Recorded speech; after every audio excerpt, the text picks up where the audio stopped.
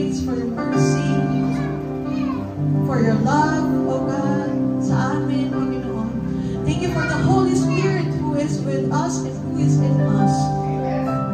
Lord, salamat po for your presence in our midst today, in every individual po na nandito, Panginoon. Lord, we humble ourselves before you, O God. Lord, pinapaubaya namin sa iyo ang gawain ito. Ikaw ang kumilos, control it, O God. Lord, ikaw lahat, Panginoon, walang kami, O Diyos. Lord, hinihiling namin ang patuloy kong pag-inis sa amin. Kumilos ka sa buhay ng bawat isang naririto, mga kabataan, bata, kananayan, katatayan, kabataan, Panginoon. Whatever, Panginoon, ang meron kami kahilingan sa iyo or daladalahin sa umaga ito, I just pray, Panginoon, na ikaw ang mag-reach sa amin. Lord, walang tao ang hayang tumulong sa amin, kundi ikaw lamang ang Diyos sa makapangyarihan sa lahat. And once again, O God, nadalangin namin, Panginoon, ang pag-ingat mo sa mga kapatiran po namin naghahanda papunta dito. Lord, ingatan niyo po sila. Maging ang mensahe, mga hatid sa umaga nito. Lord, napakaganda ng iyong mga salita, Panginoon. At alam ko itong patuloy na magbibigay sa amin ng reminder para mas lalo kami tumatag sa aming pananampalataya sa iyo. Maraming pong salamat. Maging ang mga awitin, aming aawitin na aming alay sa iyo. Panginoon, kasayahan mo kami, O Diyos. Salamat po ng maraming punihin ka sa pangalan ni Jesus. Amen. Sabihin mo sa katabi mo, God is capable. God is capable. Ang sabi po sa Luke 1:37, nothing is impossible for God. God can handle any situation you give Him. No problem is too tough for Him. For nothing beyond His ability. But the first thing you've got to do is bring it to Him. Bigay natin sa Panginoon. Walang imposible sa Diyos. Sabihin mo sa katabi mo, God is a caring Father. God is a caring Father. 1 Peter 5:7, it says here, cast all your anxiety on Him because He cares for you. God cares for you. Kung feeling mo, wala na nag-care sa'yo, well, guess what? I have a good news for you because our God cares for you. And He loves you so much. Sabi mo sa katabi mo, God is a consistent Father. God is a consistent Father. He says here, James 1:17, every good and perfect gift is from above, coming down from the Father, who does not change like shifting shadows. Our God never changed. He is the same yesterday, today, and forever. Sabi mo sa katabi mo, may forever sa Lord.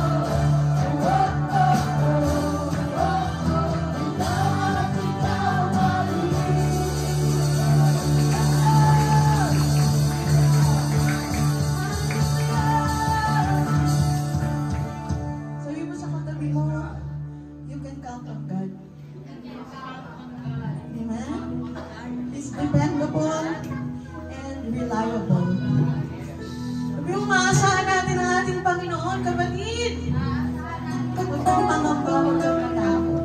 Kasama ka niya. Kaya sa mga oras na to, inaniyahan ko ang lahat. Huwag muna natin pansinin yung ating mga katabi, mga kapatid. Ito ang oras para tayo sumamba sa ating Diyos. 1 week. Napakabuti na sa iyo at sa iyong pamilya. 1 week. 1 week na kasama mo siya kahit na marami kang problema. He is faithful. Hallelujah. Patuloy tayong sumamba sa Kanya.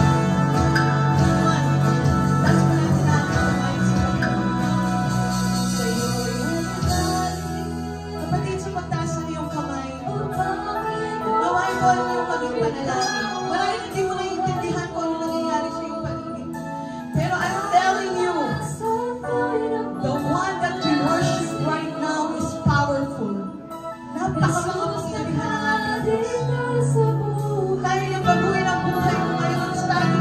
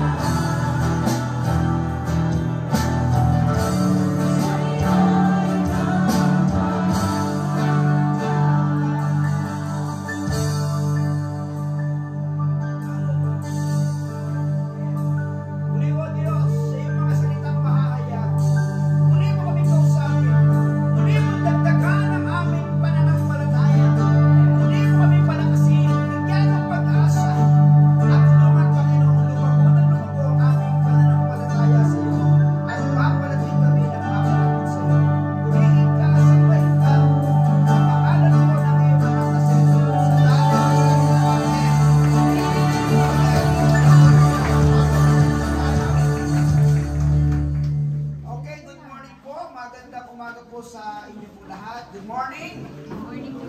Okay, kagalakan po sa atin na tayo po ay nagkita-kita muli para sambahin ang ating Panginoon.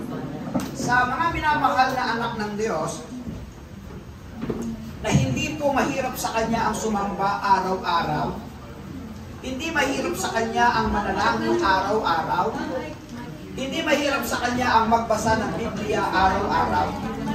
Pagka tayo po ay nagkita-kita every Sunday, napakasaya po natin.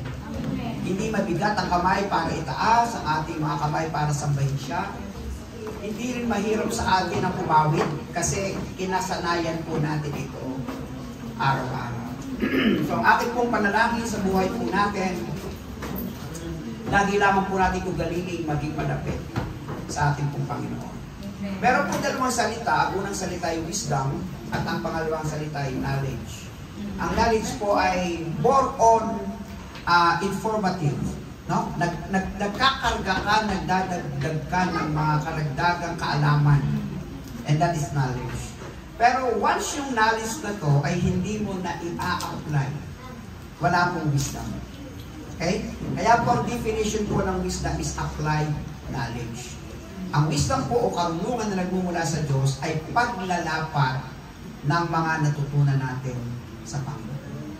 So, sa atin po paglalakbay bilang mananampalataya at bilang magkakasama dito po sa ilalim ng JHOW, linggo-linggo may natututunan po tayo. Meron tayong online, meron tayong mga personal na pag-aaral ng salita ng Diyos. Dagdag at dagdag ang ating kaalaman, pero without wisdom coming from God, hindi natin mailalapat ang lahat ng ito. So ano po ang sikreto? Maglumapit ka ng maglumapit sa Diyos para lahat ng nalalaman mo sa Kanya makita sa buhay po natin. Amen po ba? So karagdagang aral po sa atin ay may pamagat na Kristiyanong ugali dapat ipamuhay. Ito na po yung huling kapitulo ng aklat po ng Pilipos, na kung saan si Apostol Pablo sa kanyang kalagayan ay nakakulong, pinahirapan, dumanas ng pasakit dahil sa pagsunod sa ating Panginoong Jesucristo, pero lumikha naman ito ng ingay, ng katatagan,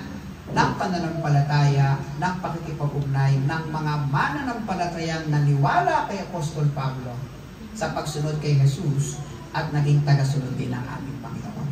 Kaya po lumaganap ang Ebanghelyo dahil po doon sa mga taong naniwala kay Jesus na sinundan ng mga pinangaralan tungkol kay Jesus at naniwala tungkol sa mga nangaral, kaya dumami po ng dumami ang ating pong Kristyanismo.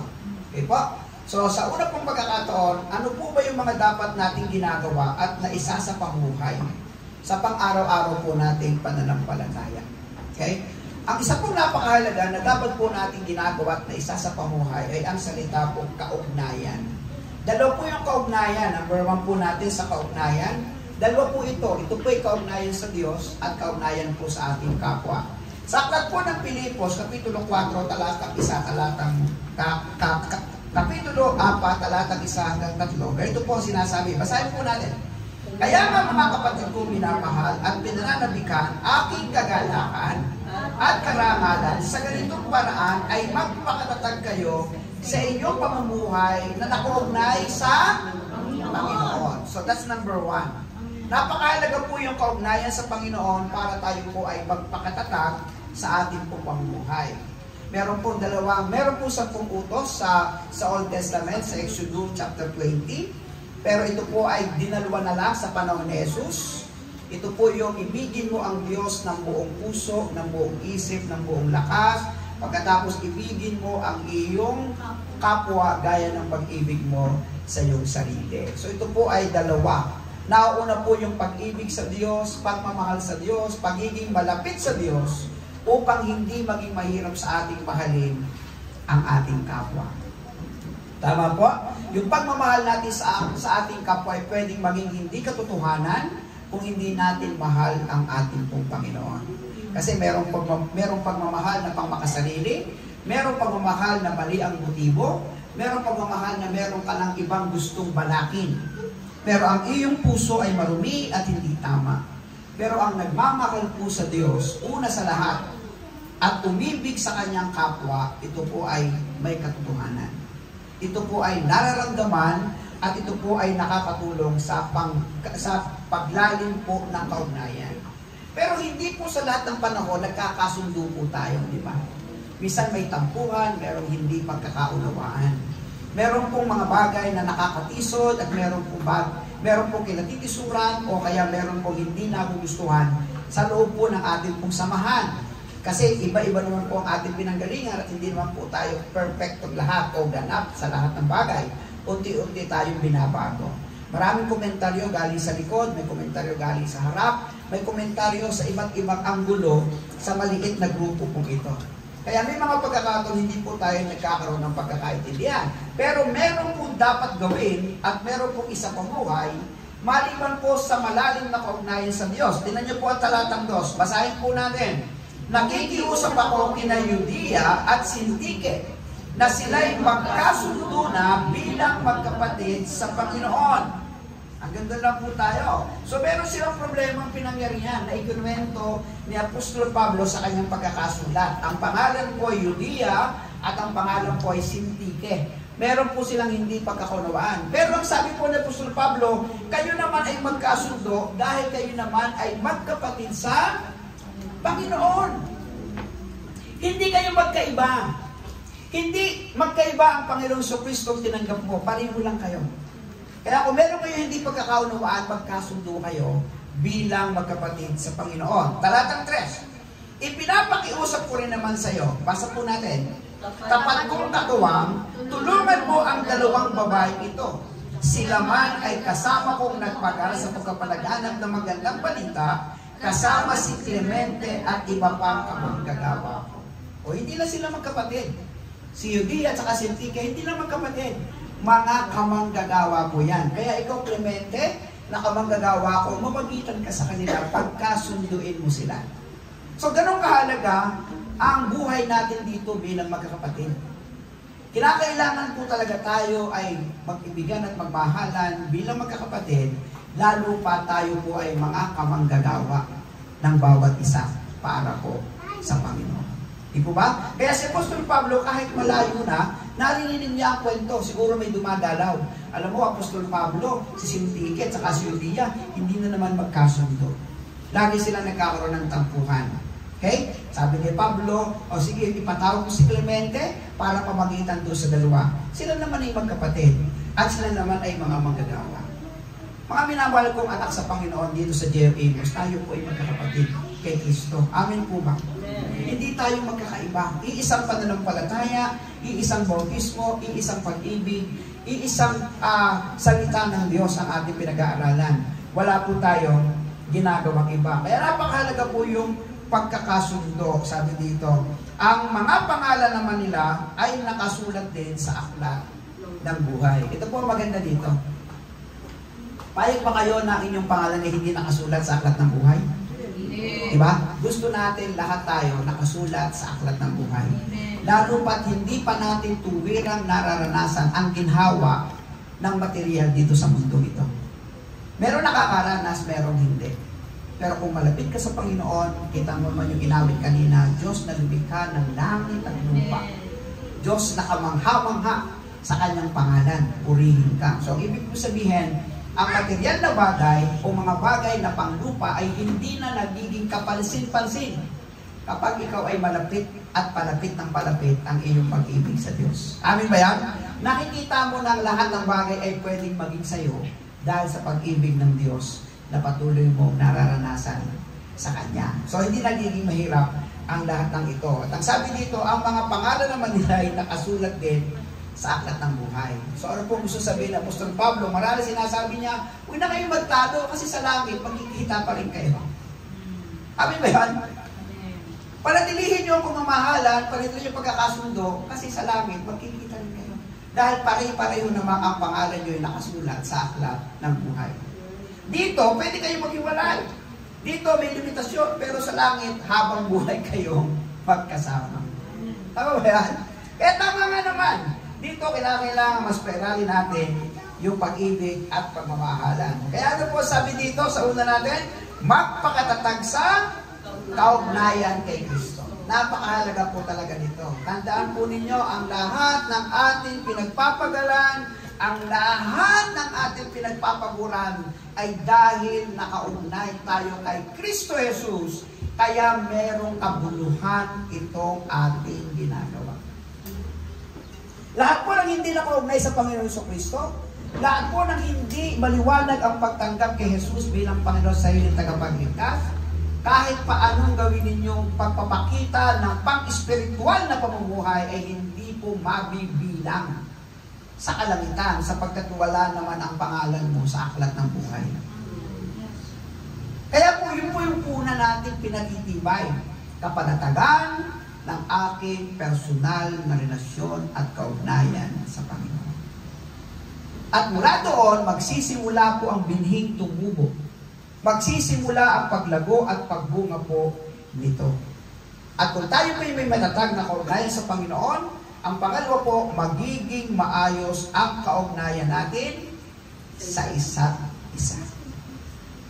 Iisa po yung ating tinatakbo. Iisa yung GC natin. Sa GC natin, wala pong humihiwalay na anunsyo o anumang uri. Kapag meron pong nawala na mahal sa buhay, sabay-sabay nating nakikiramay. Kapag merong may kaarawan, nakita sa GC, sabay-sabay tayong bumabati. Diba? Tama po ba? Kapag meron tayong pagtutulungan sa isang GC, sabay-sabay tayong nakikisa. Yun ay kung maayos ang kaugnayan mo sa Diyos, hindi magiging mahirap sa iyo ang kaugnayan sa isa't isa. Wala sa ating magbabakbay at sasabihin, ayan na naman. Diba? Eto na naman. Hingi na naman. Bigayan na naman, etc. etc. Sa isip natin, uy, kinakailangan kong makijoin. Kasi ayaw kong mawala ng bahagi sa lahat ng ginagawa ng Panginoon sa atin. At ang panghuli, may iisang lugar tayong patutunguhan. Ang nakay Kristo. At yan ay walang iba kundi ang langit. Amen. Amen ba? Ang langit ang pinakamahalagang lugar para sa atin. Nakikipaglaban ka para sa langit. Nakikipaglaban ka para sa kaligtasan na nasumpungan natin sa Panginoon Kristo. Yan naman po ang dahilan eh. Ang dahilan po ng pagsasama-sama natin upang manatili tayong malakas, upang manatili tayong nasa diwa ng relasyon sa Panginoon. Yun lang naman po ang rason. Kung meron man ibang bagay-bagay na pwede natin pagtuunan para maging masaya tayo sa lupa, halimbawa may nag-birthday, may nagpakasal, may batang inihandog, yun ay bonus na lang ng kasiyahan natin bilang mga Christian, bilang magkakapatid. Pero ang pinaka-bottom line, mula kay Tatay Pastor hanggang sa lahat sa inyo na nakikinig ngayon, ang pinaka-bottom line kung bakit sinisikap po natin laging magkita-kita, laging magkasama-sama, sama-samang sumamba, sama-sama na langit, ay dahil meron tayong inaasam na habang buhay na makasama ang Panginoon. Tama ba? Ang kagandahan lang nito, sa pagsasama-sama natin sa Panginoon at ikaw ay naglilingkod naman sa Kanya, meron pong gantimpalang nakalaan sa mga naglilingkod sa Kanya.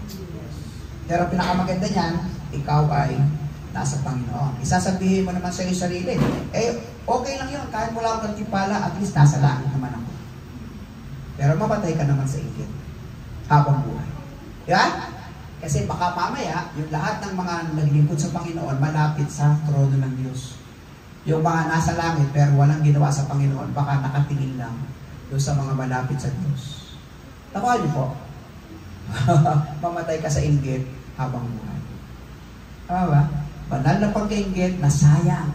Sana nun pa, ako'y malakas, naglingkod na ako sa iyo, Panginoon, sa abot ng aking makakaya. Di po ba? Yan.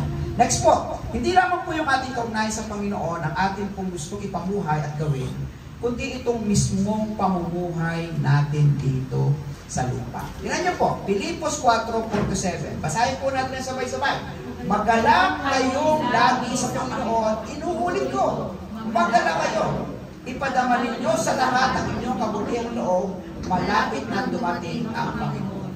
Paano magagalak? Paano ba kumukontra ang Biblia sa isang normal na pagtugon sa ating pong sitwasyon? Halimbawa, namatayan ka ng mahal sa buhay. Ilalapat mo ba ang salitang ito? Magala kayong lagi sapagkat inuulit ko magala kayo. Namatay ang iyong mahal sa buhay. Parang kontra, di ba?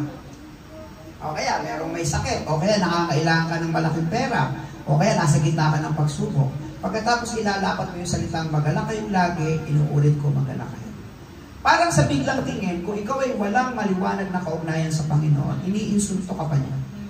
Tama? Iniinis ka pa niya. Pero sa isang may malalim na kaugnayan sa Panginoon, nagkakaintindihan kayo. Nagkakaintindihan kayo. Sapagkat babalik sa alaala mo ang salitang, hindi naman pwedeng madugsungan ng isang araw ang iyong pagkabalisa at ang iyong pagkainis. Di ba? Hindi naman. Okay, yung mga pagsubok, nagbibigay katatagan sa iyo, sa iyong pananampalataya. Babalik at babalik sa isip mo yan, maiipon at maiipon yan sa iyong puso, na inilagay ng Diyos sa iyong isip, dinala sa iyong puso, para tumatag ka sa kasalukuyan mong problema. Kasi ang ating pong karaniwang normal na pagharap sa problema, nakatingin kayo dito sa kasalukuyan. Tama? Hindi mo na binabalikan yung ginawa ng Diyos ng nakaraan, at hindi ka na tumitingin sa positibong may mangyayari sa hinaharap. Bakit? Ngayon ka lang ba nagkasakit? Hindi ba nagkasakit ka rin noong mga nakaraang buwan? Hindi ba ikaw ay nawalan din ng pera noong mga nakaraang taon? Hindi ba nabaon ka rin sa utang noong mga panahon na yon? Balikan mo nga anak, paano ka nakasurvive? Hindi na tayo nagbibilang kasi ng gano'n. At tinitingnan na natin yung kasalukuyan. Ay inis ka na, nababalisa ka na, naaasar kang sitwasyon, parang wala ng Diyos, parang babagsak ka na. Pero nalimutan mo na meron palang pinangyarihan ng maraming beses sa edad mo ngayon. 40 plus ka na, 50 plus ka na, 20 plus ka, 30 plus. Sa edad mo yan, mula na ito ipanganak, alin ang mga panahong nagkulang ang Diyos sa mga panahon na yan? Hindi ba wala? Dahil nanatili kang buhay. Amen? Dahil nanatili kang ligtas at maayos. Amen? May bahay kang tinutuluyan.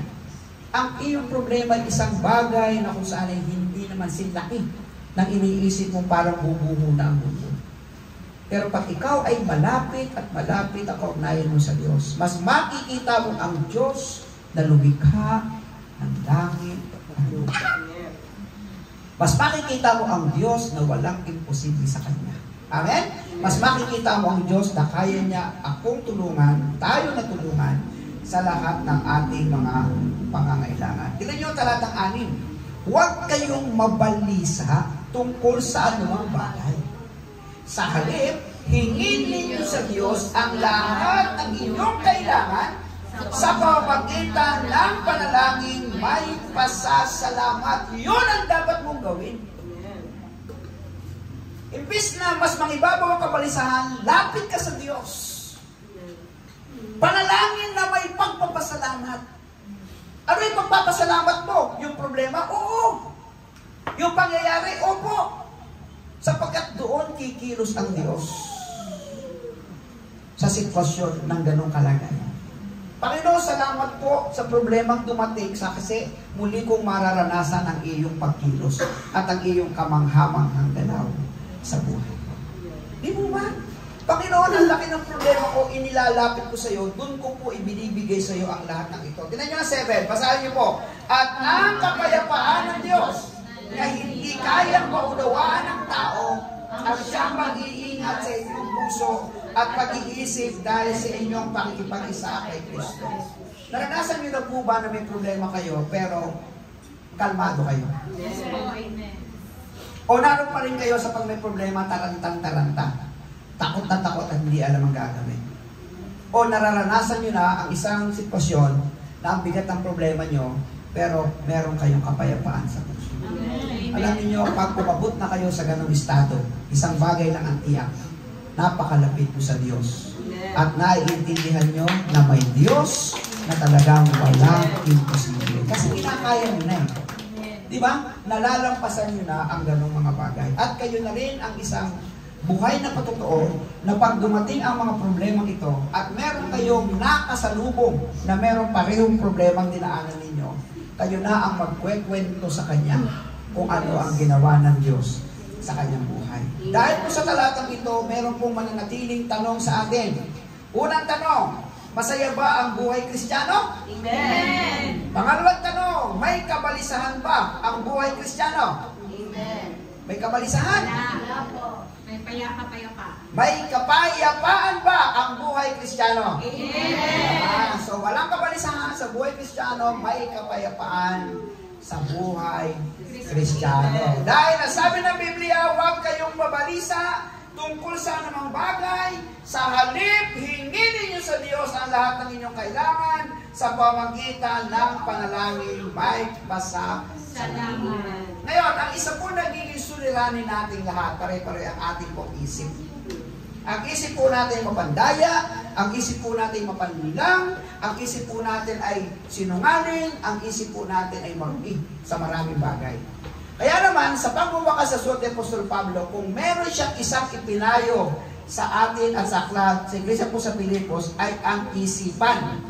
Pilipos 4:8-9, basa, bilang pagtatapos, mga kapatid, lagi niyong isa-isip ang mga bagay na karapat-dapat, kapuri-puri, mga bagay na totoo, Marangal, matuwid, malinis, kaibig-ibig, at kagalang-galang. Yun po yung kanyang payo. At sa talatang 9, isagawa ninyo ang lahat ng inyong natutunan, tinanggap, narinig at nakita sa akin, sa gayon sa iyo ang Diyos na nagbibigay ng kapayapaan. Ang isip natin ang mapagbalisa. Ang isip natin ang nagdidikta ng mga bagay na negatibo para tayo mapanghinaan. Pero sabi ni Apostol Pablo, sa isip na yan, ibigay mo ang karapat-dapat, kapuri-puri, totoo, marangal, matuwid, malinis, kaibig-ibig, at kagalangan.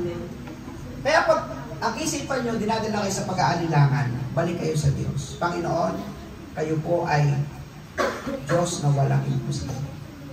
Kapag ang isipan natin, dinadala tayo sa karumihan, agad tayong magsisi at tumingin ang tawad at Panginoon, dalhin niyo po kami sa tamang direksyon ng isipan ito. Tandaan po ninyo, kung ano dinidikta ng isip, yun ang ginagawa po natin. Tama ba? Kung gusto ng isip, pumunta dito, pumunta doon, susunod lang naman ang ating katawan. Tama? Kung ang isip natin ay nakakalunya o nag-iisip ng marumi, sumusunod lang yung ating katawan. At dinadala tayo sa kamunduhan at sa mga hindi po mabuting gawa. Okay? At ang pinakapanghuli po natin ay ang pamumuhay na dapat gawin sa pamagitan po ng ating pong mga gawa. Sabi nga po sa panunumpa natin sa watawat, sa huli, sa isip, sa salita, at sa gawa. Mahirap po talaga ang maglapat ng mga natutunan.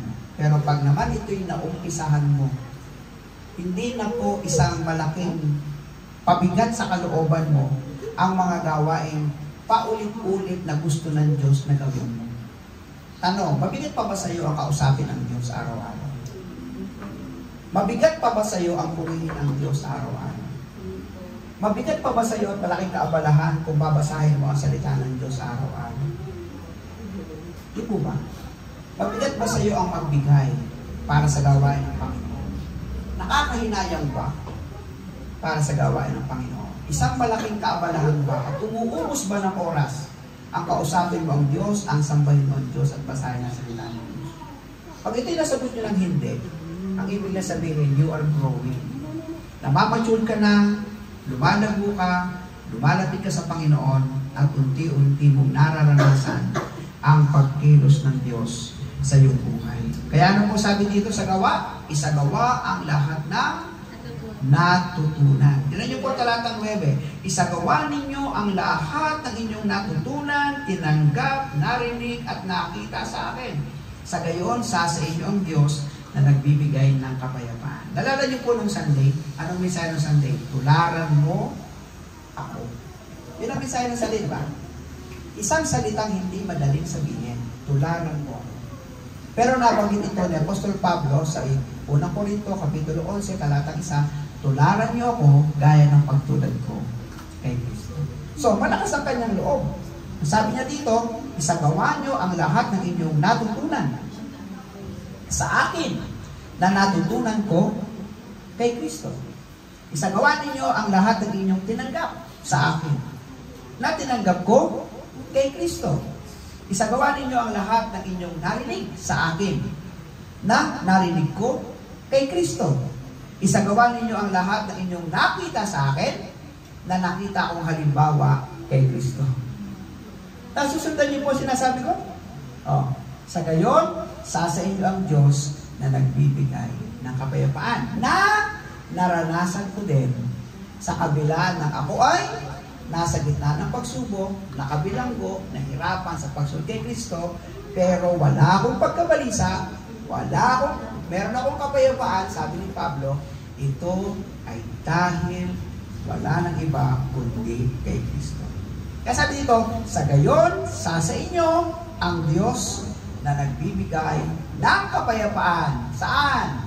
Sa kaugnayan? Saan? Sa pamumuhay? Saan? Sa isipan? Saan? At sa gawa. Saan magagaling ang kapayapaan ito? Sa ating Panginoon. Pasinin nyo ang Jeremiah 17:9-10. Pasinin po ninyo. Sino ang makakaunawa sa puso ng tao? Ito'y mandaraya at walang katulad at wala ng lunas ang kanyang kabulukan. Verse 10, sabay-sabay po tayo, napakagandang salata. Akong si Yahweh ang sumisiyasat sa isip at sumasaliksik sa puso ng mga tao, ginagantimpalaan ko ang bawat isa ayon sa kanyang pamumuhay sa isip, sa puso, sa kanyang pamumuhay, at ginagantimpalaan ko ayon sa kanyang mga ginagawa. Kaya kung may mga pagsubok na dumarating sa buhay, huwag kang magtanong sa Diyos. Itanong mo ang iyong sarili. Diba? Baka naman ang lahat ng nangyayari sa iyo ay konsekwensya ng iyong pamumuhay dito sa lupa. Baka naman ang nangyayari sa iyo ay pagkukulang mo sa ating Panginoon. Kaya sabi dito, sa Diyos na nakakabasa ng isip, sa Diyos na nakakasiyasat ng puso, ang siyang magbibigay sa atin ng gantimpala ayon sa ating pamumuhay sa isip, sa salita, at sa gawa. Kaugnayan sa Diyos at kaugnayan sa tao. At gagantimpalaan tayo ayon sa ating mga ginagawa. Didiktahan ko ba kayo? Ang salita ng Diyos ang magdidikta at magtuturo sa atin isa-isa. Ngayon, nasan ka? Nasa karunungan o nasa kaalaman? Kung kaalaman, itong aking itinuro, karagdagan na naman. Pero kung kayo po ay nasa karunungan, itong aking itinuro kaalaman, makikita yan sa pang-araw-araw natin pamumuhay. Amen po ba? Ngayon, kung tayo po ay may mali, tandaan po ninyo, huwag nating balik-balikan. Kasi hindi na tayo makakaahon. Panoorin po natin ang isang video clips na ito. Ayan. Panoorin po natin. Isang inahing pato o bibi na mayroong mga inakay. Nahulog ang isa, tama? Napasin ng nanay, mali yung dinaanan. Bumalik ulit sa mali. Idinaan pa yun, nahulog lahat. Pati yung isang natitira niyang anak, nahulog. Balikan ulit natin, isa pa. Diba? Merong isang nanay na may mga anak. Balikan ulit natin. Mali yung dinaanan, nahulog ang isa. Napansin niyang mali. Anong ginawa ng nanay na pato? Bumalik siya sa isang palindaan ulit, nahulog lahat ng kanyang anak. Pati yung isang nag-iisa, mali pa rin nahulog. Ngayon, pilit niyang itinutuwid, wala na siyang magawa. Kasi ang mali ay mali. Diba? Sayang ang mga panahon at pagkakataon. Ito po yung sinasabi ko sa ating lahat. Sayang po yung mga panahon. 2 taon na po tayo. Papunta na tayong 3 taon. Huwag po kayong mapipikon, maririndi, kung paulit-ulit na lang tayong sinasabihan ng salita ng Diyos na parang tila baga hindi tayo natututo sa maraming bagay. Ito po ay palagian yung maririnig, palagian ipapaalala. hanggat makita nyo ang direksyong tama at ang direksyong mali ay hindi na babalikan at babalikan at babalikan. Palago tayo ng palago, palapit tayo ng palapit sa ating pong Panginoon. Amen po. May nadagdag po tayong kaalaman muli sa umagang ito. Tayo po ay tumayo, tayo ay manalangin. Aming Diyos, aming Panginoon, salamat po sa iyong salita na lahayag. Sa aming pong pamumuhay, sa iyong biyaya at kagandahang loob. Narito po kami, ibig po namin gawin kung ano po ang tama sa kaugnayan sa iyo, kaugnayan sa kapwa, sa aming pong pamumuhay, sa aming pong kaisipan, at sa aming pong mga ginagawa. Dalangin po namin na sa ganitong kaparaanan, lumago at lumago, tumatag at tumatag, tumibay at tumibay kami sa aming pong paglilingkod at kaugnayan sa iyo. Purihin ka po sa pagpapala ng iyong salita sa pangalan po ni Jesus. Amen and amen. Makakaupo na po tayo. Amen. Sino po na-bless sa mensahe po ngayong araw? Amen. Parang kalungkot nyo ah. Sino na-bless? Amen. Sabi mo nga sa katabi mo, na-bless ka ba? Kung sabi mo, mahirap pa ng kausap. Na-bless ka ba? Amen. No? Tako po tayo sa ating pagbibigay. And alam nyo, sa worship, sa praise and worship, at sa mensaheng nare-receive natin sa Lord, sa palagyan po natin pagpunta sa church is kailangan excited po tayo sa pagbibigay. Hindi po nakakatakot. No? Hindi po nakakatakot yung pagbibigay na naman, yan na naman. Dahil hindi naman tinitignan ng Lord yung amount na binibigay natin, kundi yung puso natin kung paano tayo magbigay. Once na nagbibigay po tayo sa Panginoon, yung attitude po natin, yung spiritual natin ay binabago ng Lord, glory by glory. Amen? May babasahin lang po akong isang talata sa Biblia. Sa mga hari, ang sabi, si Propeta Elias po ay isang propeta ng Panginoon. Kilala po siya yung panahon po ng pagka-propeta niya sa panahon niya. Sabi ng Panginoon, inakay ng Panginoon si Elias sa batis at nagpadala ng mga ibon upang dalan siya ng pagkain. Subalit, dahil walang ulan, natuyo ang batis at walang tubig si Elias. Inakay ng Panginoon si Elias papunta sa isang babae, sa isang malayong lungsod. Humingi si Elias sa kanya ng tubig at tinapay. Ngunit sapat lamang para sa sarili niya at sa kanyang anak ang kanyang dala para sa isang araw. Ibig sabihin, nagutom si Elias dahil yung panahon ng mga hari ay nagkaroon ng matinding pangin. Walang ulan, ibig sabihin pag walang ulan, walang tubig, walang ani, walang tanim. Then nagutom si Elias. Then pinadala siya ng Panginoon sa isang babae may anak na kapos din sa buhay. Amen?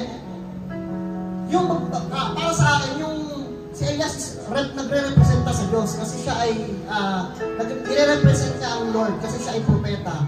Then, yung babae at saka yung anak niya is represent the church sa panahon natin ngayon.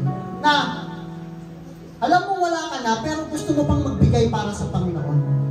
No? Sabi pa nung sa talata, alam ni Elias na ito ang pinakahuling pagkain. Pag binigay pala ng babae, yung kanyang harina kay Elias, yun na yung huling pagkain nila ng anak niya, pero binigay niya pa rin. Amen? Ang sabi pa, nangako siya na kung pakakainin siya nito, maglalaan ang Panginoon ng pagkain para sa pamilya nito hanggang sa bumalik ang ulan. Nagluto ang babae ng tinapay para kay Elias, pagkatapos ay dumami ang kanyang langis at harina. Naging sapat ang pagkain para kay Elias at sa pamilya niya sa loob ng maraming araw. Biniles yung babae. Amen? Biniles po sila. Ngayon, sa atin po sa pagbibigay po natin, ano man yung, hindi naman tinitingnan ng Lord kung gaano kalaki yan eh. Ang tinitingnan talaga ng Lord yung puso natin kung paano tayo magbigay sa Panginoon. Kami po, sa kami dalawang mag-asawa pinapractice din namin po yan. Kasi po, isa po yan sa mahirap kampanan dahil alam natin kung meron tayong pangangailangan, bakit ko pa ibibigay ito? Sapat na to sa isang linggo ko eh. Amen? Bilang tao. Pero gusto ng Panginoon, ialis tayo sa comfort zone natin. Dahil si Abraham, pinagpala na po siya ng Panginoon eh. Lahat po ng kanyang mga asno, lahat ng kanyang kayamanan ay nasa kanya na. Pero bakit inalis siya ng Panginoon at dinala siya sa isang mas malaki pang lupa? Ibig sabihin, inaalis tayo sa comfort zone natin, yung attitude po natin sa pagbibigay natin sa Panginoon. Amen? Amen! Amen! Panalangin po tayo para sa ating tithes and offering. Lord, maraming pong salamat sa biyaya mo. Patuloy ka pong pagpalain ng buhay ng bawat isa. Ikaw po ang siyang maitaas sa kamay ng bawat isa, Panginoon, sa mga trabahong meron po kami. Kung paano niyo po kami pinagpapala sa araw-araw. Kung paano niyo po kami iniingatan, hindi po kami nagkakasakit, Panginoon.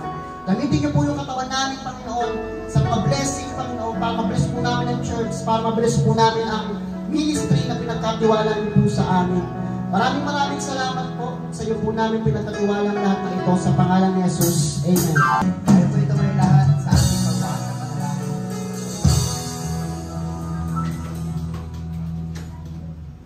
O aming Diyos, aming Panginoon, nagpapasalamat po kami. Ang kadakilaan po ninyo hindi namin kayang tawagan, ang pagpapala po ninyo hindi namin kayang diktahan kung gaano kasagana ito. At salamat po dahil sa amin pong pamumuhay dito sa lupa. Nakikita niyo ang aming isip, nakikita niyo ang aming puso, nakikita niyo kung gaano kami nag-aaghita na mapalapit sa iyo. At kung ito po ay nagiging karanasan namin, ang kabalisahan nalalampasan namin. Ang pag-iisip ng mga problema sa suliranin nalalampasan po namin. At napapatunayan namin ang iyong mga himala at pagkilos sa Diyos namin na dakila, na lumikha, ng langit at ng lupa. Purihin ka po, O Diyos, maging sa bansang ginagalawan po namin. Patuloy namin hinihingi ang kaayusan ng bansang ito. Ang katalinuhan ng aming Pangulo, Pangalawang Pangulo, lahat ng nasa liderato ng senador, congressman, gobernador, mayor, hanggang sa aming pong kapitan, aming kapulisan, sa karagatan, sa kalupaan, sa ipapawid, sa kabuhayan ng Pilipinas. Kayo po, O Diyos, ang aming pinagkakatiwalaan. Sa mga kapatiran namin mga may sakit, in the name of Jesus, ibigay po ang kayo. Sa mga kapatiran namin, meron pong ginagalang mga kalungkutan dahil sila pinawala ng mahal sa buhay, napagkaroon po, O Diyos, ng kapayapaan. Sa mga kapatiran namin naka-online ngayon, samahan niyo po at gabayan sila at samahan sa kanila po makikinig ng iyong salita at pagsama sa amin kahit po sa online. Sa mga kapatiran namin abroad, inatuloy po sila, samahan po sila, pagpalain po sila sa kanilang paglilingkod, pagpapatuloy ng pananampalataya. At sa amin lahat, pag sa aming pag-iwahiwalay, maging sa Yada Concert ngayong September 8, dahil po lamang pinag-iwan namin araw-araw ang mga magsisipag practice na ba meron silang oras, panahon, at dedikasyon para sa practice na ito. Panginoon, salamat po ng marami sa magiging sponsors po namin sa lahat ng mga volunteers, Panginoon, para sa isang kakulay ng konsyerto para sa iyo, para sa kagayahan mo, para sa kalugaran po ninyo, para sa kalugaratian po ninyo, ito po ay alay